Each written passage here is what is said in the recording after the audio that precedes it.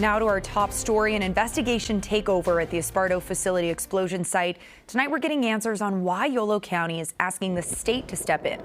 Good evening and thanks for joining us on the news at 11. I'm Madison Keevy. And I'm Tony Lopez. Let's get to it. So Yolo County in a letter today asking the state to join CAL FIRE in leading the deadly and firework display explosion. Now your reporter covering Yolo County, Ashley Sharp, has the update from the scene. Tonight, the road closures blocking access to the property were lifted for the first time. So this is our first look at what that deadly explosion here in Esparto left behind. It's a shell of the warehouse that once stood here. Now, the state fire marshal's office confirmed, though the caution tape here is still up, their investigation on the scene has concluded. They collected all of that evidence and the criminal investigation is still ongoing. Now, I showed the state fire marshal, Chief Daniel Berlant, that letter for the first time today from the county to Attorney General Rob Bonta asking the Department of Justice to join CAL FIRE in leading this investigation. Chief Berlant confirmed to me that the DOJ has already been assisting them, but his take on this letter is that the county wants the state to lead any prosecution of a crime.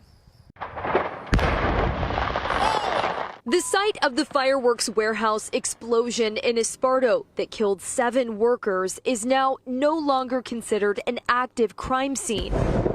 CAL FIRE has been the lead in the complicated investigation. Clearly something went wrong, but it is too early to speculate or for us to be able to determine that negligence or criminal action was a cause of the explosions. Friday, in a letter from the Yolo County Board of Supervisors addressed to California Attorney General Rob Bonta, Board Chair Mary Vixie Sandy asks the Department of Justice to join CAL FIRE in leading the investigation.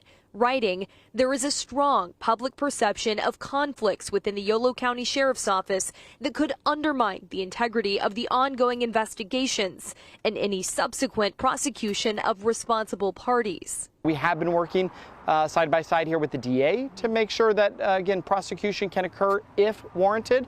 But we'll obviously get the letter and reach out to the Attorney General's office and discuss making sure that at the end of the day we do a thorough investigation, but an independent investigation. The conflicts CBS 13 has been reporting since the start. A Yolo County Sheriff's Lieutenant Sam Machado and his wife, also employed at the department, owned the property where the explosion happened.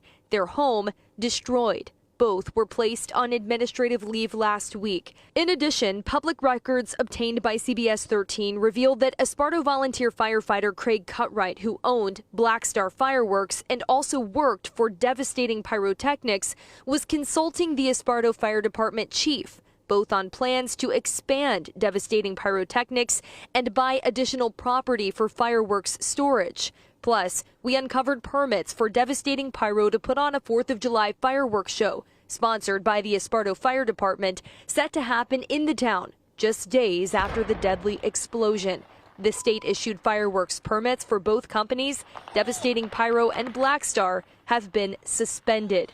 The fireworks warehouse, as CBS 13 has previously uncovered, was not permitted to store fireworks at the local level.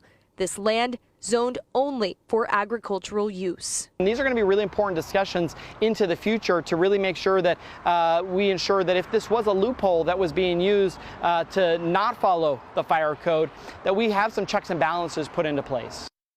We've been working all week to get answers from Yolo County Sheriff Tom Lopez to some tough questions regarding the agency's role here. Now, we sent those questions over on Tuesday. It's Friday. We haven't yet heard back from him directly, but he did post a statement for the first time about this tragedy on Facebook 2 weeks and a day after the explosion. In that statement on social media, he did clarify that his department, the Yolo County Sheriff's Office, plays no active role in the ongoing investigation.